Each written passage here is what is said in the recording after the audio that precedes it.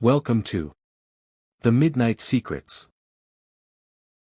The Whispering Woods. In the heart of a remote village surrounded by dense, ancient forest, there was a place feared by all who lived there. This place was known as the Whispering Woods, a dark and tangled section of forest that even the bravest of villagers dared not enter. The trees in the Whispering Woods were older and taller than anywhere else, their gnarled branches forming a thick canopy that blotted out the sun, casting the forest floor into perpetual twilight. Legend had it that the woods were cursed, inhabited by restless spirits who had died violent deaths long ago. According to the village elders, the woods had once been the site of a brutal massacre during a long-forgotten war. Soldiers, both friend and foe, had fallen in battle, their bodies left to rot among the trees. As their souls lingered, the trees themselves began to absorb the agony and hatred of the fallen, transforming the forest into a place of malevolent energy. Despite the warnings, a young boy named Tomas was determined to prove his courage. Tomas was just 14, full of youthful arrogance and the desire to impress his friends. They had often dared each other to venture into the Whispering Woods, but no one had ever gone further than a few steps inside before turning back. One autumn evening, when the air was crisp and the leaves crunched underfoot, Tomas made a reckless bet with his friends.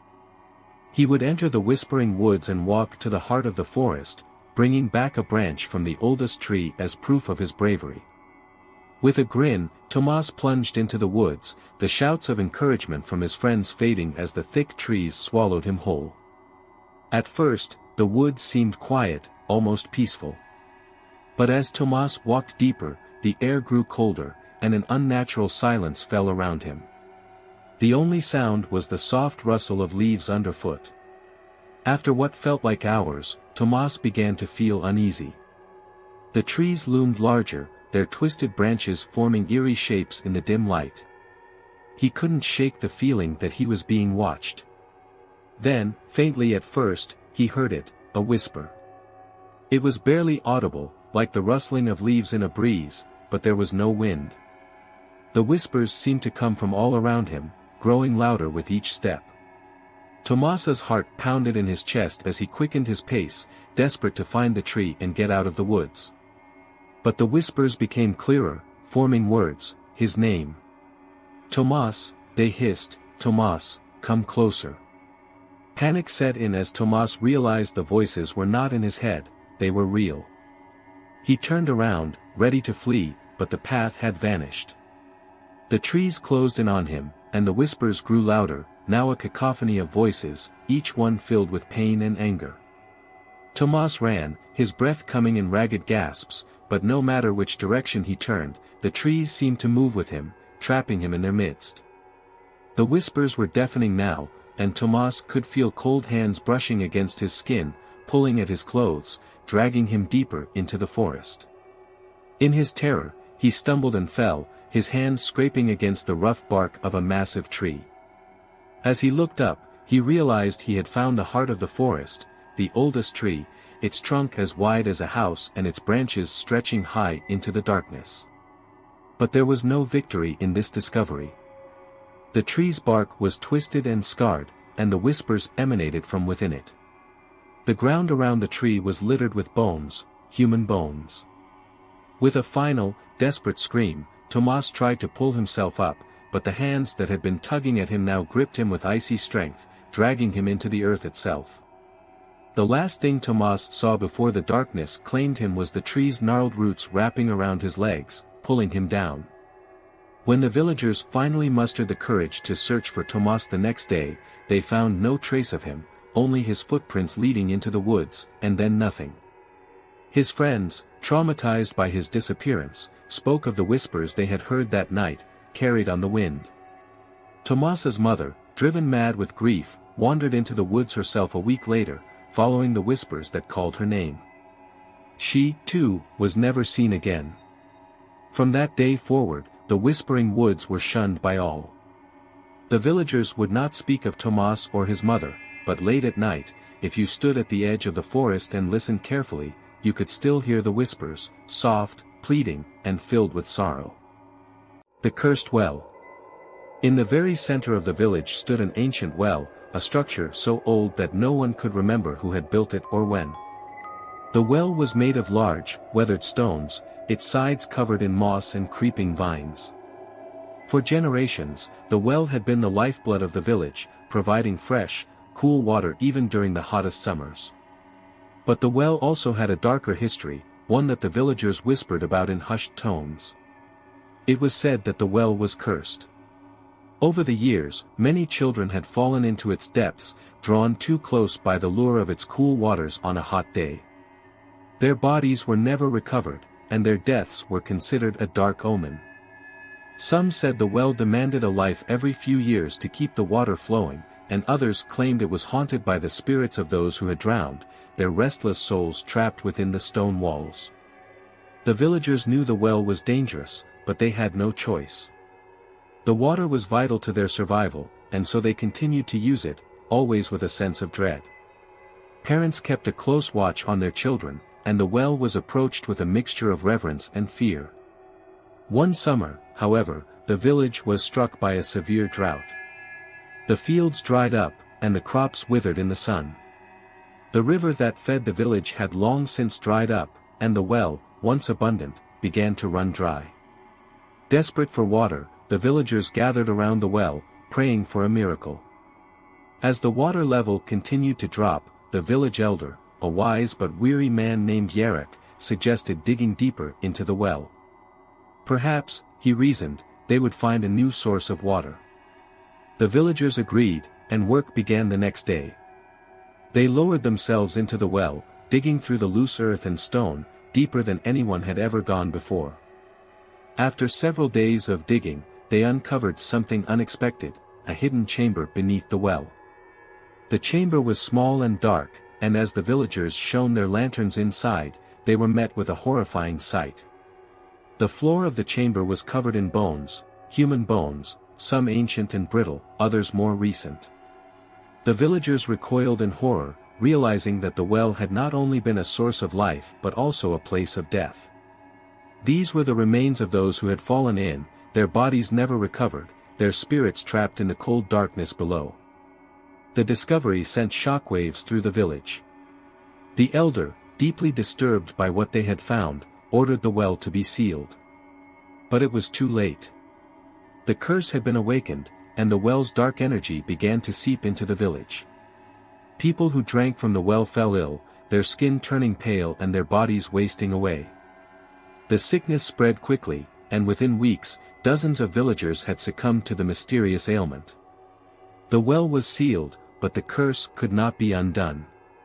The sickness continued to spread, and the once thriving village became a place of death and despair.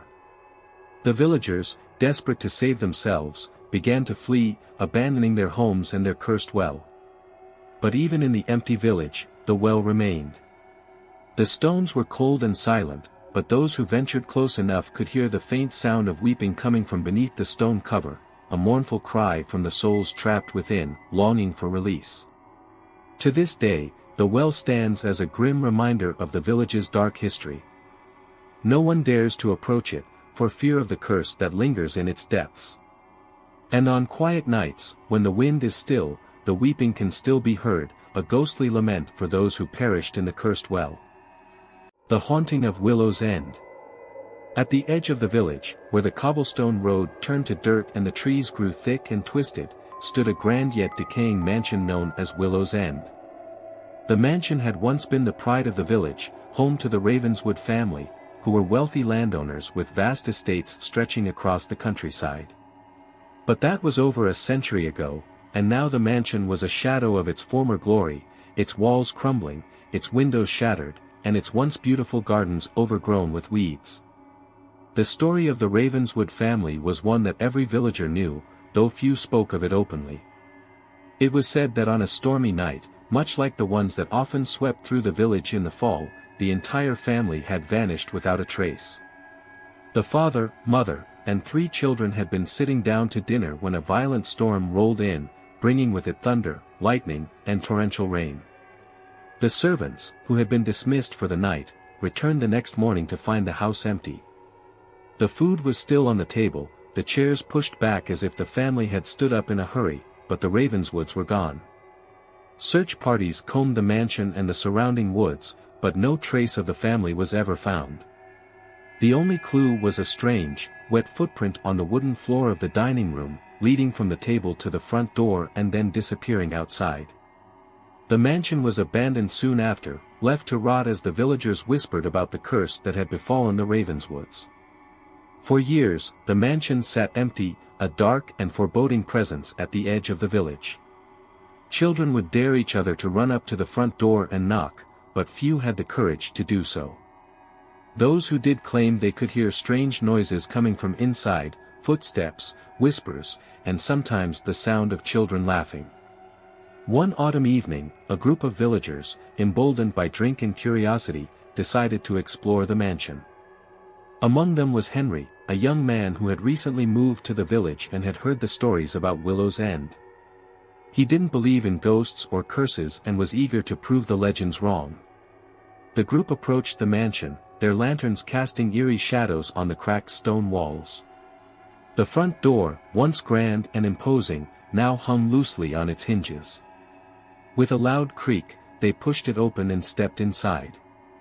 The air inside the mansion was cold and damp, and the smell of mold and decay filled their nostrils.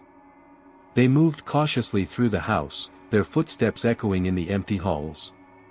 The walls were lined with portraits of the Ravenswood family, their faces staring down at the intruders with lifeless eyes. The group reached the dining room, where the long wooden table still stood, covered in a thick layer of dust. The chairs were arranged neatly around it, and in the center of the table, a single candle sat, unlit but still standing upright, as if waiting for someone to light it. As they stood there, the wind outside picked up, rattling the broken windows. Suddenly, the candle on the table flickered to life, its flame burning brightly. The group gasped, looking around in fear, but there was no one else in the room. Then, from somewhere upstairs, they heard the sound of footsteps, slow and deliberate, moving across the wooden floor. Henry, determined to get to the bottom of the mystery, led the group up the grand staircase. The steps creaked under their weight, and the air grew colder the higher they climbed. At the top of the stairs, they found a long hallway lined with closed doors. The footsteps had stopped, but the group could feel a presence, something unseen, watching them. Henry walked down the hallway, reaching for the handle of the first door. As he turned it, the door swung open, revealing a child's bedroom. The room was untouched, as if frozen in time. Toys were scattered on the floor, and a small bed was neatly made. But the room was impossibly cold, and the air felt thick with dread. Suddenly, the door slammed shut behind them, trapping the group inside. The temperature plummeted, and their breath came out in white puffs. Then, the whispers began. At first, they were faint, almost indistinguishable, but they grew louder, filling the room with a cacophony of voices. The group huddled together, terrified, as the whispers turned to screams. In a panic, Henry tried to open the door, but it wouldn't budge. The walls seemed to close in on them, and the air grew stifling. Then, as quickly as it had started, the noise stopped. The room was silent, but the group could feel the presence growing stronger, pressing in on them. Just when they thought they couldn't take it anymore, the door flew open, and the group rushed out, stumbling down the stairs in their haste to escape. As they reached the front door, they heard a final, bone-chilling sound, a deep, guttural growl, coming from somewhere within the house. They ran into the night, not stopping until they were safely back in the village. No one spoke of what they had experienced, but from that day on, none of them ever ventured near Willow's End again. The mansion remains abandoned, slowly being reclaimed by the forest. But those who pass by on stormy nights claim they can still see the lights flickering in the windows and hear the faint sound of footsteps echoing through the halls, a haunting reminder of the night the Ravenswoods disappeared and the curse that still lingers over Willow's End.